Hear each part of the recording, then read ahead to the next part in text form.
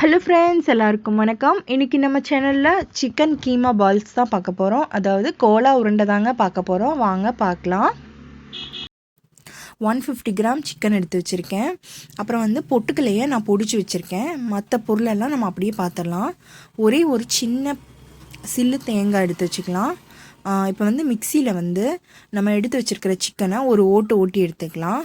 நம்ம boneless chicken தான் நம்ம இதுக்கு யூஸ் பண்ணணும். லைட்டாக இதை ஓட்டியாச்சு. இப்போ பார்த்திங்கன்னா மசாலாஸ் எல்லாம் நம்ம பொடிச்சிடலாம்.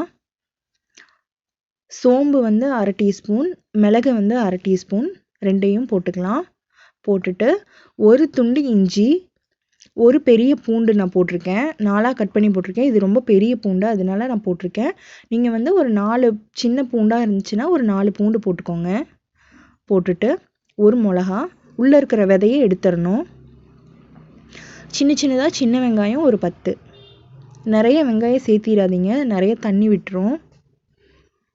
அப்புறம் ஒரு சில்லு தேங்காய் போட்டுட்டு சும்மா கொரன்னு ஒரு ஓட்டி எடுத்துக்கலாம்.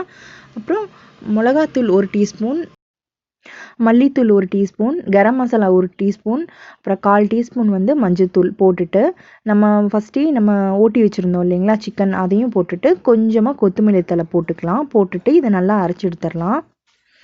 பாருங்கள், இந்த மாதிரி அரைச்சி எடுத்ததுக்கப்புறம் கொஞ்சமாக வெங்காயம் பொடியாக கட் பண்ணி சேர்த்திட்டு உப்பு 1/4 டீஸ்பூன் சேர்த்திக்கலாம். சேர்த்திட்டு நம்ம பொட்டுக்கலையை பொடிச்சு வச்சுருந்தோம் இல்லைங்களா, அதில் ஒரு 2 ஸ்பூன் சேர்த்திக்கலாம். சப்போஸ் உங்களுக்கு தண்ணி ஜாஸ்தியாக இருக்கிற மாதிரி இருந்ததுன்னா மறுபடியும் இன்னொரு ஸ்பூன் சேர்த்திக்கோங்க. ஏன்னா நம்ம ஆனியன் சேர்த்துறதுனால அதில் வந்து கொஞ்சம் தண்ணி விடலாம். அதுக்கு ஏற்ற மாதிரி நம்ம வந்து அந்த பொட்டுக்கலையை பொடிச்சு வச்சுருந்தோம் இல்லைங்களா, அந்த பவுடரை மிக்ஸ் பண்ணிட்டோம்னா நமக்கு ஓரளவுக்கு ஈக்குவல் ஆயிரும். எண்ணெயில் போடும் போது நமக்கு திரிஞ்சும் போகாது. இப்போ பாருங்கள், சின்ன பால்ஸாக உருட்டி நம்ம எண்ணெயில் பொரிச்சு எடுக்க வேண்டியது தான்.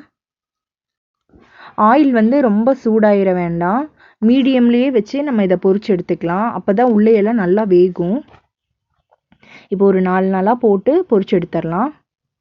நான் மொபைலில் ஹோல்ட் பண்ணிட்டு எடுக்கிறதுனால எனக்கு சரியாக ஆயிலை பார்த்து போட முடியல. நான் இதை முதல்ல எங்கள் பாட்டி தான் எனக்கு செஞ்சு கொடுத்தாங்க. நான் எங்கள் பாட்டி வீட்டில் போய் இருக்க போனேன். அப்போ பார்த்தீங்கன்னா எனக்கு இதை எங்கள் பாட்டி தான் அம்மிக்கல்லில் அரைச்சி அப்போ இதை செஞ்சு கொடுத்தாங்க. இது எனக்கு அப்போ இருந்து ரொம்ப பிடிக்கும். எங்கள் அம்மா அடிக்கடிக்கு எங்கள் அம்மா கிட்ட செஞ்சு கொடுக்க சொல்லி நான் கேட்டே இருப்பேன். இது நாங்கள் கீமா வடைன்னு சொல்லுவோம். பாருங்கள், மொறுன்னு பொரிச்சு எடுத்தாச்சு. நம்ம கீமா பால்ஸ் கோலா உருண்டை ரெடி. இந்த ரெசிபியை ட்ரை பண்ணி பாருங்கள். எப்படி இருந்ததுன்னு கமெண்ட் பண்ணுங்கள். இந்த வீடியோ பிடிச்சிருந்தா லைக் பண்ணுங்கள், ஷேர் பண்ணுங்கள், மறக்காமல் சப்ஸ்கிரைப் பண்ணிடுங்க. பாய்.